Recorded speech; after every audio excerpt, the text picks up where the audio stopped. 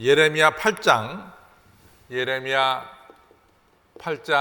4절로부터 9장 1절을 보겠어요. 그래서 우리가 이제 그 예레미야를 가리켜서 우리가 별명을 붙이면은 어떤 별명을 붙이죠? 예레미야를 갖다가 별명을 붙인다면은, 닉네임을 붙인다면 뭐라고 우리가 이름 붙입니까?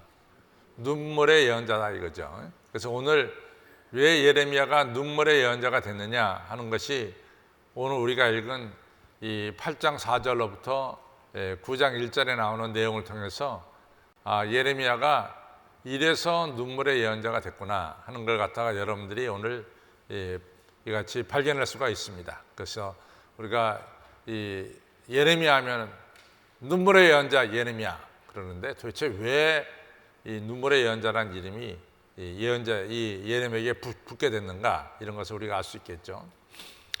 우리가 이제 오늘 지난 7장은 굉장히 중요한 것을 우리가 다뤘어요. 그것은 뭐냐면 예레미야가 성전 앞에 서가지고 너희들 이처럼 하나님을 엉터리로 믿으면은 너희들 이 예루살렘 성전이 이 실로같이 쑥대밭이 될 것이다, 이런 예언을 하죠.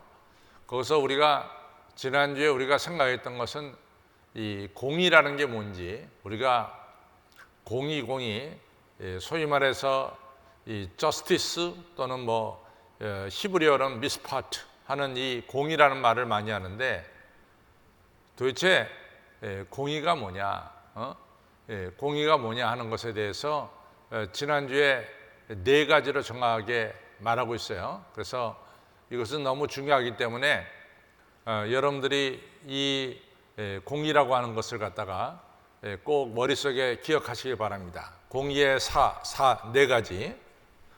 우리가 이제 공의하는 얘기 많이 얘기하잖아요. 그렇죠? 그래서 이 공의라고 하는 것은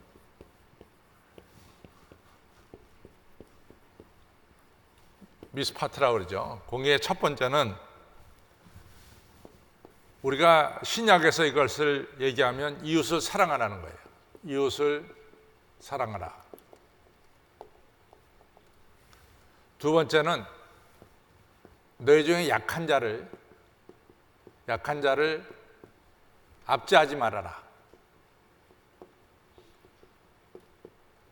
그래서 나그네나 또한 고아나 과부나 이러한 자들을 너희들 압제하지 말아라. 우리가 예레미야 7장에서 나와요. 세 번째는 무죄한 자의 피를 흘리지 마라.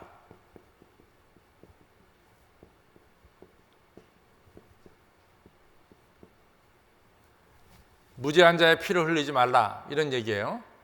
네 번째는 뭐냐? 우상 숭배하지 말아라.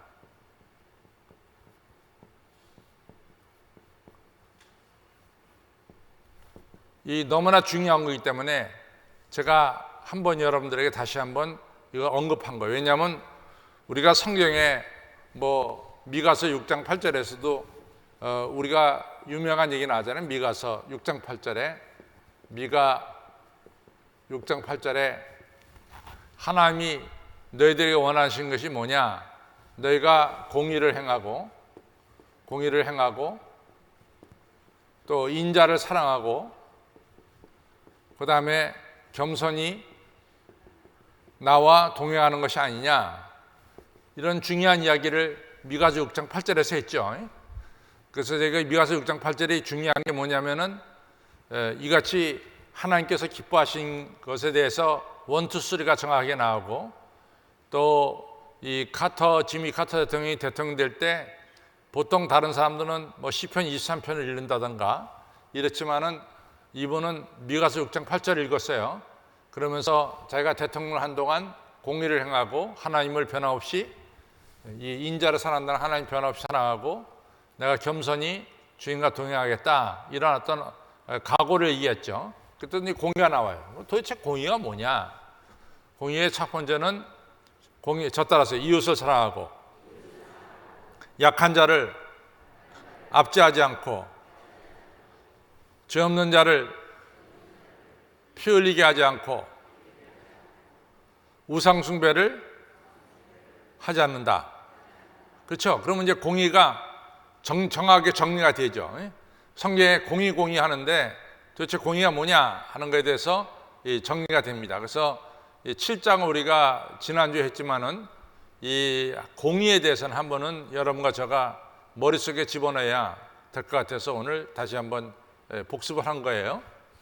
자, 우리가 이제 이 역사적으로 유명한 이야기가 하나 있어요. 뭐 루비콘 강을 건넜다. 루비콘 강을 건넜다. 이런 얘기가 나오죠. 루비콘 강. 아이고, 루비콘 강을 건넜다. 이것에 대한 이야기가 뭐냐면 BC 49년에 1월 10일 날 시저가 로마 시내에 흐르고 있는 루비콘 강을 건넌 거예요. 근데 이제 그 당시만 해도 로마가 공화정이었죠. 공화정. 그렇기 때문에 원로원에서 누구를 갖다가 집정관으로 세우냐면 폼페우스를 집정관으로 세웁니다. 근데 사실은 이 시저가 더 혁혁한 공로가 많은데 이 원로원에서 생각하기를 시저를 세우면은 이 원로원이 위축되고 또 시저가 너무 힘을 쓸 것 같으니까 상대적으로 좀 약한 이 폼페우스를 이같이 로마 원로원이 이제 집정관, 지금 말하면 총리 같은 자리를 이같이 세웠죠. 근데 시저가 너무 억울하잖아요.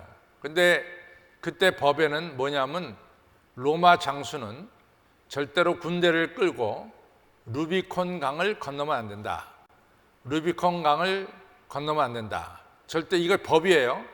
루비콘 강을 건너면 이건 법을 어긴 거기 때문에 이것은 한 번 건너면 이것은 법을 어기기 때문에 총살을 당해. 뭐 총살이 아니고 그때 총이 없었으니까 죽임을 당해야 된다. 이런 법이죠. 근데 이 시저가 유명한 얘기했잖아요. 이 주사위는 던져졌다. 운명은 결정져졌다.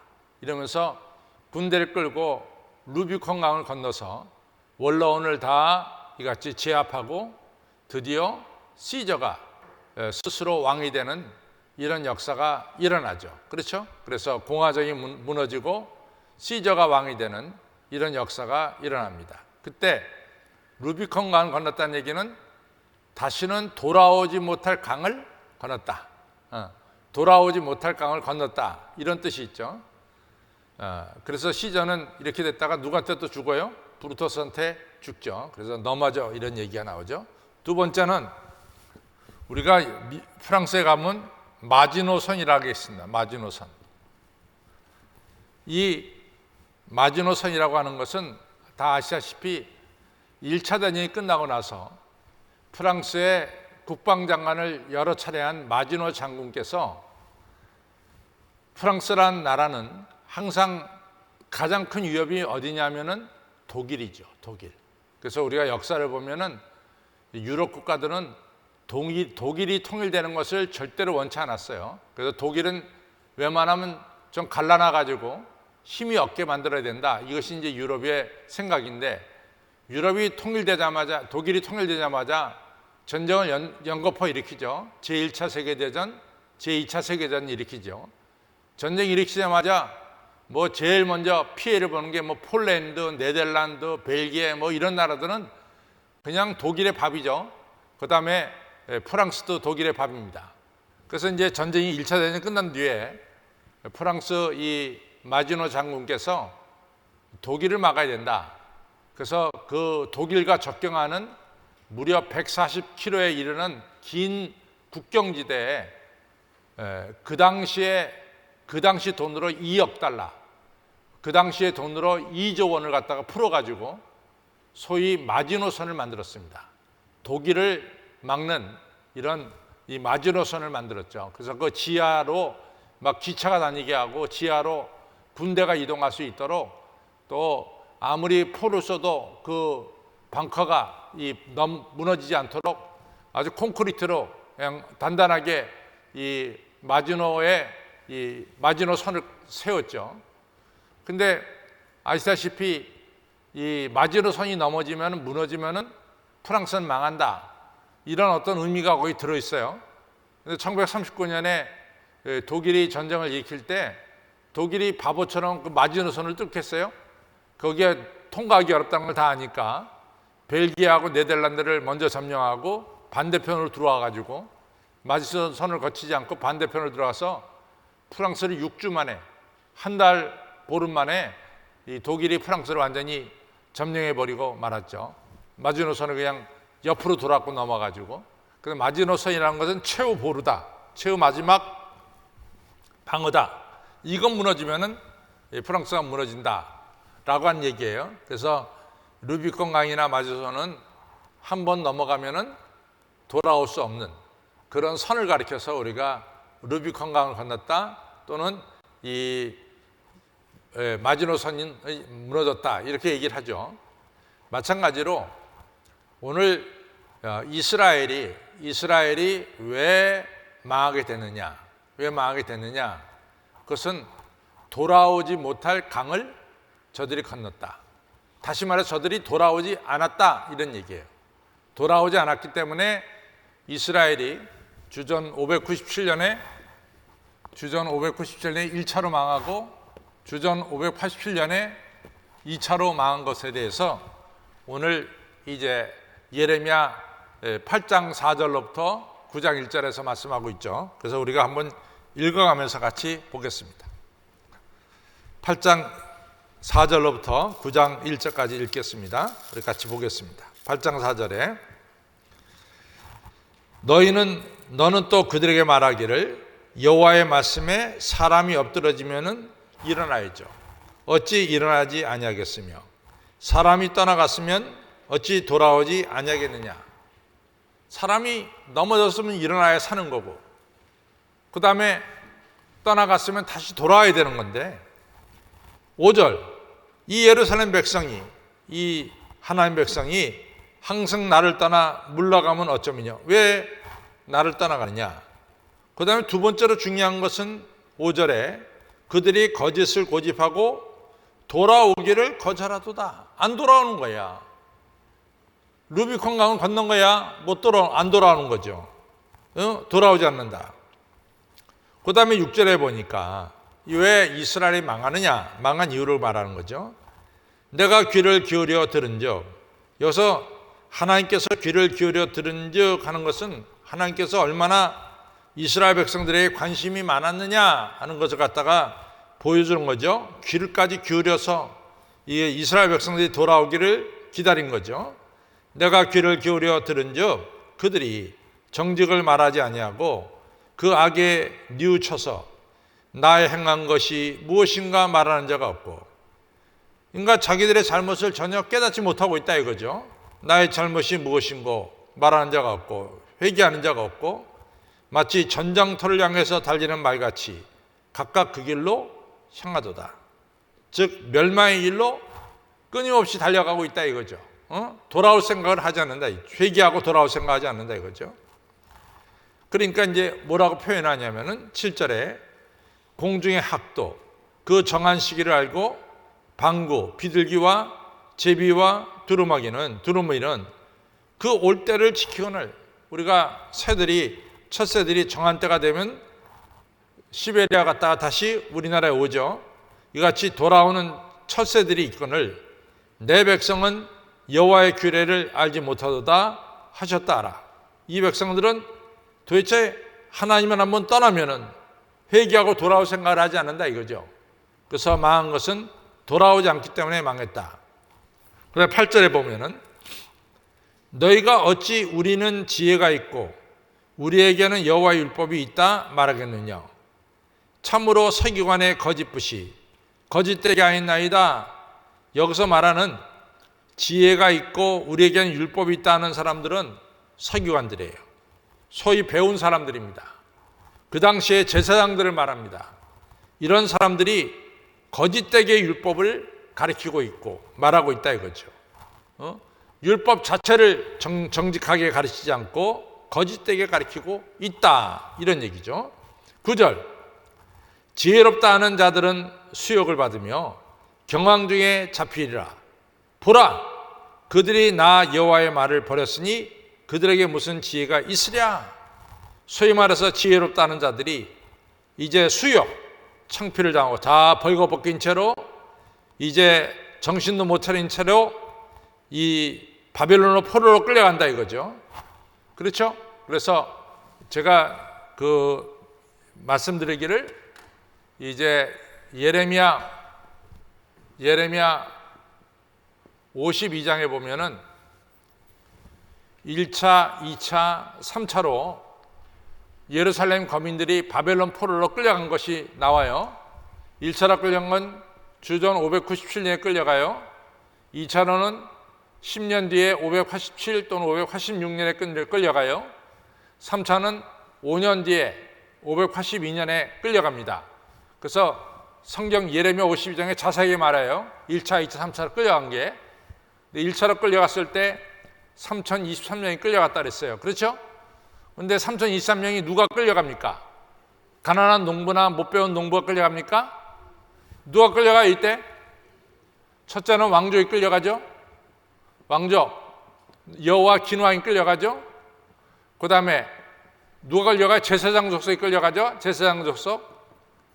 이 제사장 족속 누굽니까? 누가 끌려가요 이때? 에스겔이 끌려가죠. 에스겔이. 그 다음에 뭡니까? 그 당시에 이 엘리트들이 다 끌려간단 말이에요. 다 이게 어떻게 보면 객관적으로 보면 왕족이나 제사장이나 엘리트들이 다 지혜가 있는 자들이죠. 배운 사람들이죠. 근데 이런 사람들이 제일 먼저 벌거벗긴 채로 바벨론 포로로 끌려간다라고 하는 얘기가 나오고 있죠. 근데 이제 지혜에 대해서 누가 잠언서 1장 7절 누가 외우는 분 있어요? 잠언 1장 7절? 잠언 1장 7절. 우리가 이거 다 외우고 있는데 잠언 1장 7절. 여호와를 경외하는 것이 뭐예요? 지식의 근본이다. 그렇죠? 잠언 1장 7절은 다 외우고 있죠. 여호와를 경외하는 것이 지식의 근본. 여러분들 이스라엘의 41명의 왕 중에서 가장 지혜로운 왕이 누구라고 생각합니까? 다윗. 나도 전적으로 동의해. 또 우리가 보통 지혜로운 왕 하면 누굴 얘기해요? 솔로몬을 얘기한다고, 솔로몬을. 근데 뭐 다윗이 정답이에요. 근데 우리가 솔로몬을 얘기한다고, 솔로몬. 근데 솔로몬이 40년 통치했어요, 40년. 솔로몬의 전반기는 지혜로웠습니다. 정말로 지혜로웠습니다. 그렇죠? 그래서 솔로몬의 지혜를 우리가 성경에서 볼 수 있죠. 여자 아기가 이같이 자다가 갓난아기 자다가 갓난아기 하나가 그 엄마가 잘못해갖고 죽었어요. 그러니까 그 아이를 이 죽은 아기를 엄마가 산자의 아기를 갖다가 엄마의 아기를 자기 아기라고 우기죠. 산자가 이제 솔로몬 왕에게 찾아갔어요. 이 여자가 내 갓난아기를 자기 아기라고 우깁니다. 저 여자가 지난밤에 자기 아기는 깔려 죽게 만들고 아침에 일어나 보니까 내 아이를 자기 품에 안고 자기 아기라고 우깁니다. 왕이여 이것을 좀 분별해 주십시오. 이렇게 얘기하죠. 오늘날은 전혀 어렵지 않아요. 그거는 DNA 검사하면 확실하게 떨어지죠. 그러나 그 옛날엔 DNA 검사를 할 수가 없으니까. 그럴 때 솔로몬이 뭐라고 얘기했습니까? 그 아이의 반을 갈라서 반은 이 여자 반은 저 여자에게 주라 그랬잖아요. 그때 진짜 아이 엄마는 노노노 그러지 마세요. 저 여자한테 줘줬습니다. 근데 이 가짜 엄마는 뭡니까? 반 갈라서 그렇게 하자 그러죠. 그렇죠? 그게 성경에 나옵니다. 그런 걸 가르쳐서 이제 솔로몬 왕이 상당히 지혜로운 왕이다. 솔로몬이 1000번 번제를 드린 다음에 하나님께 구한 것이 뭐냐면 지혜였죠. 그래서 솔로몬이 지혜롭게 나라를 통치했고 또 솔로몬이 이같이 성전을 지었어요. 그러나 우리가 이 솔로몬 말년에 보면은 우리가 열왕기상 11장에 가서 보면은 솔로몬이 어떻게 합니까? 700명의 부인과 300명의 첩을 두고 있어요. 1000명의 부인을 두고 있습니다. 그래갖고 솔로몬이 이방 여자들을 갖다가 둬가지고 이방 여자들 신전을 만들죠. 그래서 늙으니까 이 부인을 따라서 이방 신전에 가서 이 절을 한단 말이죠. 그러니까 하나님이 이러한 솔로몬한테 몇 번 찾아갔어요? 직접? 몇 번 찾아갔어요? 2번 찾아갑니다. 2번. 하나님이 굉장히 개인적으로 솔로몬에게 2번 찾아가서 솔로몬아, 너 그러면 안 된다, 이런 얘기하죠. 근데 솔로몬이 말을 안 들어요. 성경을 내가 여러 번 얘기했는데 여러분들 그냥 열왕기상 11장 가봅시다. 하면서 보고 또 가야죠. 열왕기상 11장.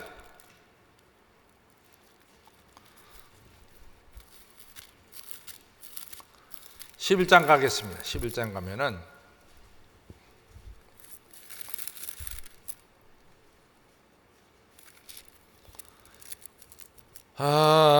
자 11장 9절을 보겠어요. 11장 9절. 11장 9절. 예, 11장 3절에 2절 3절을 좀 읽어야 이제 여러분들이 알죠. 여호와가 일찍이 이 여러 국민에게 대하여 이스라엘 자손에게 말씀하기를 너희는 저희와 서로 통하지 말며 저희도 너희와 서로 통하지 말라. 저희가 정령껏 너희의 마음을 돌이켜 저희 신 우상들을 쫓게 하리라 하셨으나 솔로몬이 저희를 연하였더라. 왕이 후비가 700인이요 빈장이 300인이라.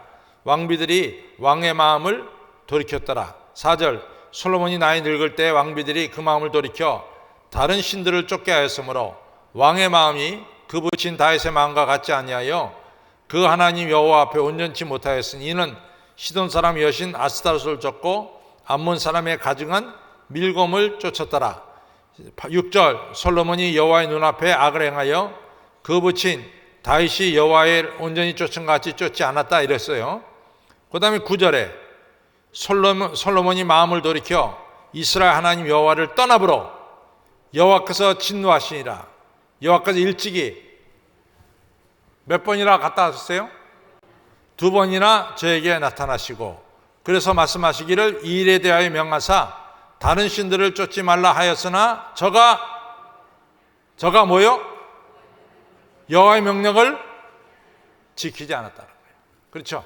그러니까 하나님이 솔로몬을 2번이나 찾아갔는데 2번 다 솔로몬이 하나님 말씀을 거절했어요. 솔로몬이 지혜로운 사람입니까? 미련한 사람입니까? 미련한 사람이지. 그래서 이같이 하나님을 섬기면은 지혜로운 자가 되고 하나님 떠나면 미련한 자가 됩니다. 그렇죠? 저 따라서 하나님을 섬기면 지혜로운 자가 되고 하나님을 떠나면 미련한 자가 된다. 이건 틀림없는 사실이에요. 지혜로운 자, 미련한 자, 하나님을 경외하는 자는 지혜로운 자가 되고 하나님을 떠난 자는 미련한 자가 되는 겁니다. 그래서 9절에 지혜롭다는 자들은 수욕을 받으며 경황 중에 잡히리니 보라 그들이 나 여호와의 말씀을 버렸으니 그들에게 무슨 지혜가 있으랴. 그러므로 내가 그들의 아내를 타인에게 주겠고 그들의 전지를 그들의 땅을 이 부자들의 땅을 그 차지할 자에게 주리니 그들은 가장 작은 자로부터 큰 자까지 다 탐남이며 선자로부터 제사장까지 다 거짓 행함이라. 이 소위 말해서 지혜로운 자들의 타락을 말하는 거죠.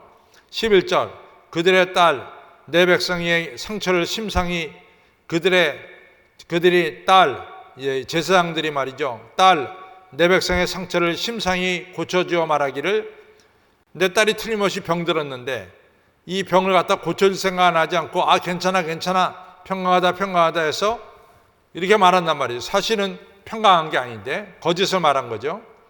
또 12절 그들이 지혜 있는 자들이 가증한 일을 행할 때 부끄러워 아니하였더라. 부끄러워하였느냐? 아니라 조금도 부끄러워 아니할 뿐 아니라 얼굴도 붉히지 아니하였느니라.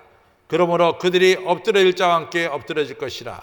내가 그들을 벌할 때 그들이 거꾸러지리라 여호와의 말이니라. 이처럼 이스라엘 백성들의 범죄를 말해요. 이제 13절로부터 17절은 이제 북쪽으로부터 이제 이 바벨론 군대가 쳐들어오는 것을 말합니다.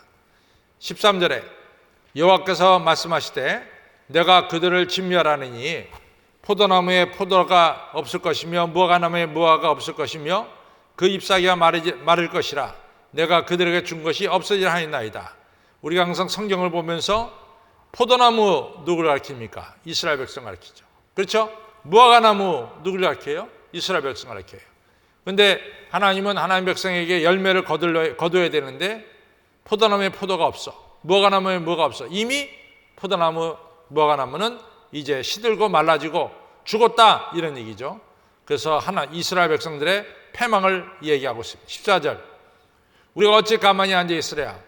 뭘지어다 우리가 견고한 성읍으로 들어가자. 이제 이스라엘 백성들이 북쪽에서부터 군대가 내려오니까 우리가 견고한 성읍으로 들어가자, 거기서 멸망하자, 그렇게 얘기해요. 우리가 여호와께 범죄하였으므로, 자기들이 우상을 섬긴 거 알죠? 우리가 여호와께 범죄하였으므로 우리 하나님 여호와께서 우리를 멸하심에 우리에게 독한 물을 마시심이라. 이같이 사약을 내려서 우리를 죽게 하심이라, 이런 얘기예요. 15절, 우리가 평강을 바라나. 이스라엘 백성들이 끝까지 평강을 바라고 있습니다.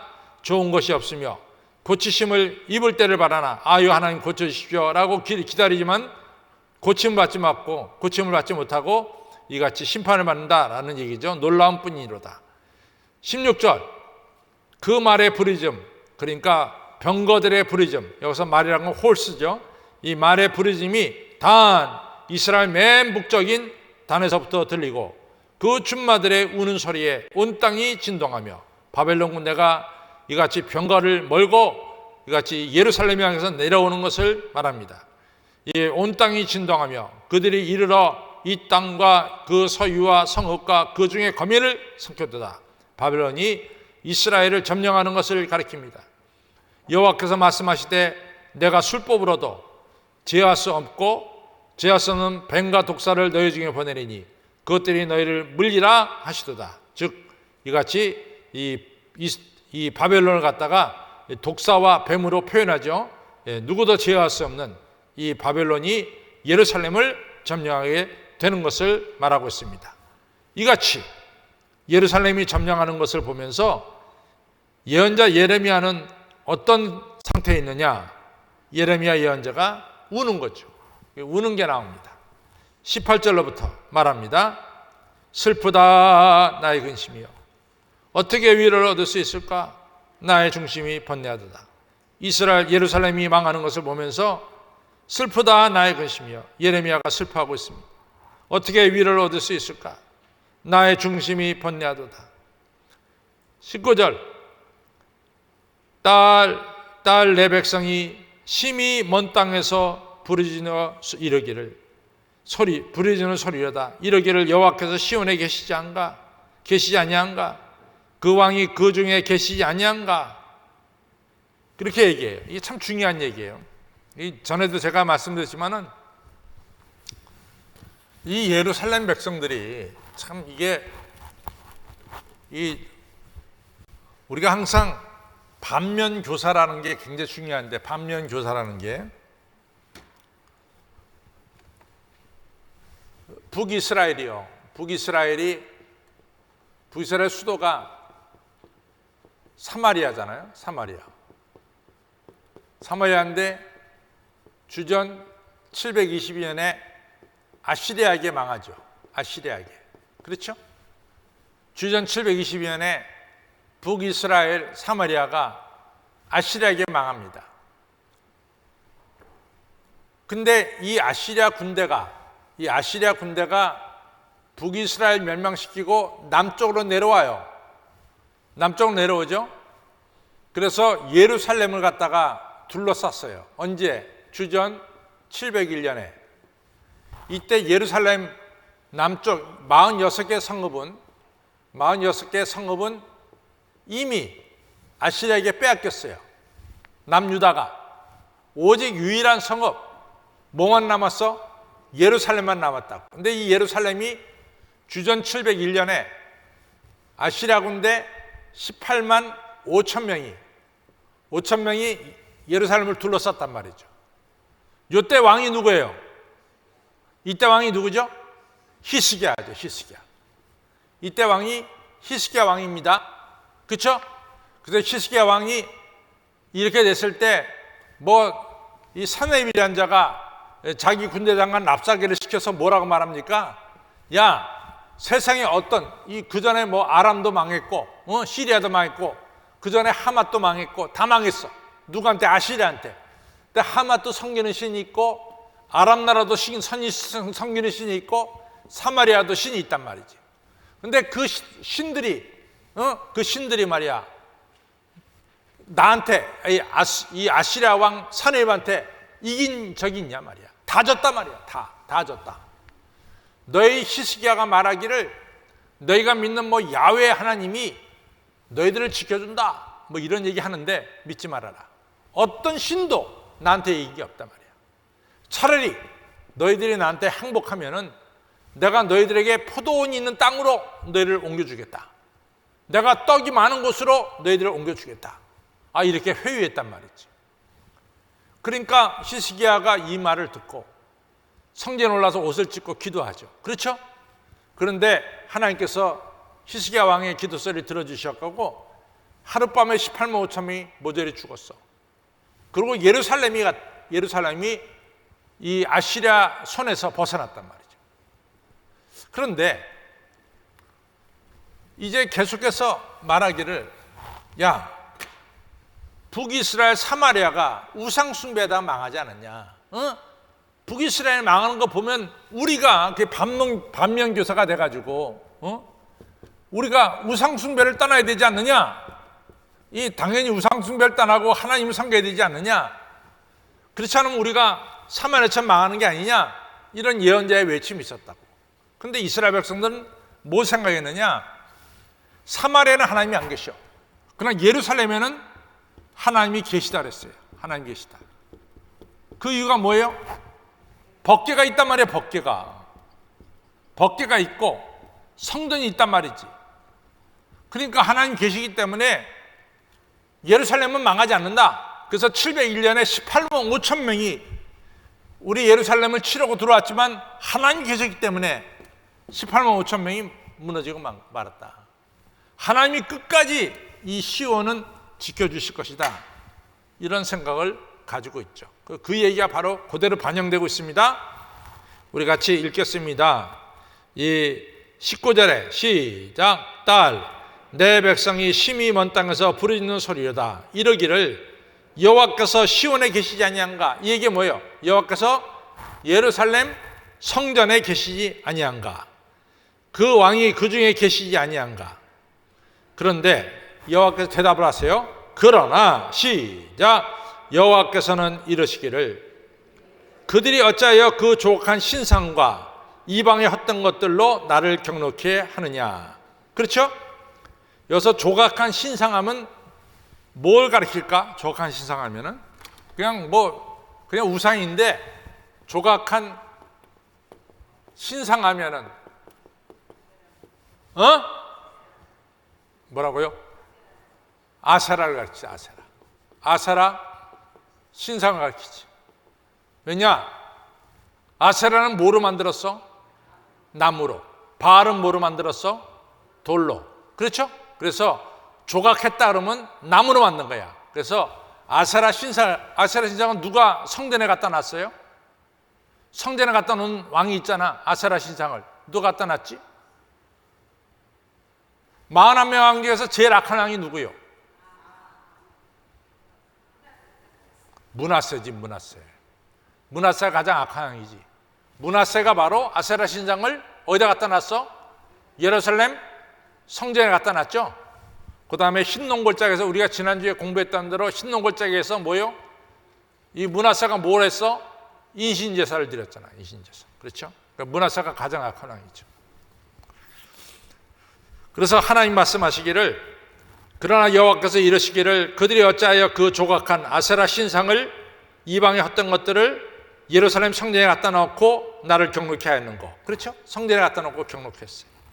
20절 추수할 때가 지나고 여름이 다하였으나 우리는 구원을 얻지 못한다 하는도다. 구원 못 받아. 왜? 우상 숭배하고 돌아오지 않으니까.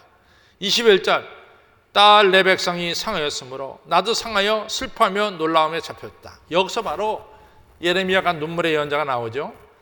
이스라엘 백성들이 하나님께 심판받을 때 예레미야도 같이 아파하고 이같이 심판받는 것을 얘기해요. 여러분들, 하나님이 이스라엘 백성들을 때릴 때 하나님 마음은 편할까? 절대로 편하지 않습니다. 하나님 마음 편하지 않죠. 제가 전에 이런 얘기했어요. 제가 미국서 목회하는데 그 이북에서 내려온 어머니가 정말로 이 큰아들을 갖다가 이 아들이 거기 셋이 있는데 큰아들을 공부시키는데 어머니가 행상해가지고 공부시켰거든요. 근데 이제 큰아들이 이 열심히 공부해야 되고 공부도 잘했어요. 근데 친구가 있으니까 친구들이 야, 오늘 어느 극장 가자 그러니까 그 엄마가 책 사라고 준 돈 가지고 책 사지 않고 그 돈 가지고 극장 갔다 왔어요. 그걸 갖다 그 엄마가 알게 됐다고. 그 엄마가 얼마나 아들한테 배신당한 느낌도 들었고 큰아들을 그렇게 믿고 있었는데 이 아들이 그러니까 여러분들 연탄집게 있죠, 연탄집게. 응?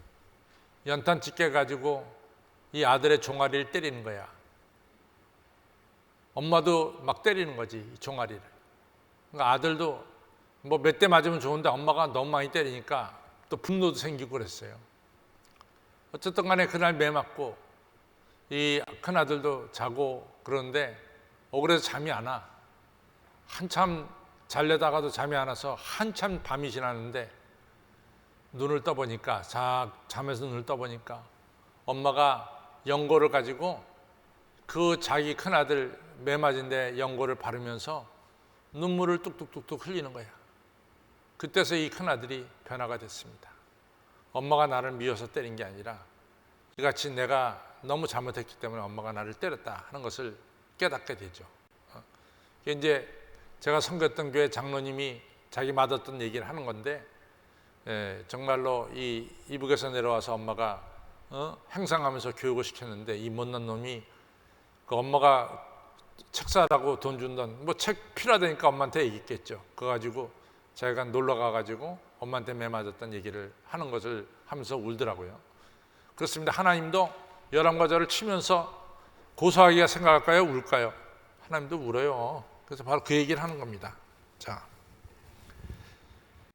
이 21절 보겠습니다. 시작. 시작. 딸, 내 백성이 상하였으므로 나도 상하여 슬퍼하며 놀라움에 잡혔도다. 22절. 길르앗 유황이 있지 않냐? 거기는 치료하는 약이 있지 않냐? 그곳에는 의사 선생님도 있지 않냐인가? 그러나 내 딸, 내 백성은 치료받지 못한다. 이미 루비콘강을 건넜기 때문에 치료받지 못해. 그렇게 되니까 9절 같이 있습니다. 시작. 어찌하면 내 머리에 물이 되고 내 눈에는 눈물이 근원이 됐고 그렇게 되면 살육당한 내 딸, 내 백성을 위하여 주야로 고급하라. 주야로 예레미야가 온다 이게. 자기 머리통에는 언젠 눈물밖에 없다 이거지. 그래서 예레미야를 가리켜서 뭐라고 말해? 눈물의 연자라 이렇게 말하는 거죠. 자, 결론을 갑시다.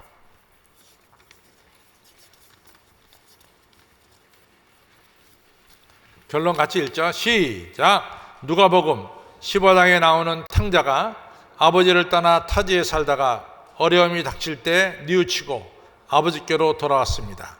요나가 하나님 명령에 순종치 않고 다시스로 가다가 바다에서 풍랑을 만나서 바다에 던지게 되었습니다.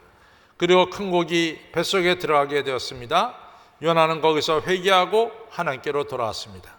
그런데 하나님의 자녀들이 하나님을 떠나서 어려움을 겪으면서도 고집을 부리며 하나님께로 돌아오지 않는다는 것입니다. 이럴 때 하나님께서 심판을 내리십니다. 하나님의 백성이 끝까지 하나님께로 돌아오지 아니하면 독한 물을 마시는 것처럼 패망할 수밖에 없다는 것입니다. 하나님의 백성이 어려움을 당할 때 예언자도 고통스럽고 하나님 자신도 고통스럽다는 것입니다. 왜냐하면 예언자와 백성은 하나인 것이고 또한 하나님께서는 하나님 백성을 사랑하시기 때문인 것입니다. 성도 여러분, 만약 우리가 잘못된 길로 가다가 하나님께서 매를 드실 때 우리는 가던 길을 멈추고 돌아서야 합니다. 그리고 하나님께로 나아가야 합니다. 그때 하나님께서 우리를 용서해 주시고 상처를 싸매 주시고 회복시켜 주신 것입니다. 성도 여러분, 고집을 버리고 하나님께로 돌아와서 치료받고 회복되기를 바랍니다. 그래서 하나님의 다시금 축복받는 하나님의 자녀들이 되시기를 주님의 이름으로 축원합니다. 여러분 돌아와야 돼요. 돌아오시기. 우리가 잘못된 길로 갔다가 돌아와야 됩니다. 고집 부려서는 안 됩니다. 318장 우리 부르겠습니다.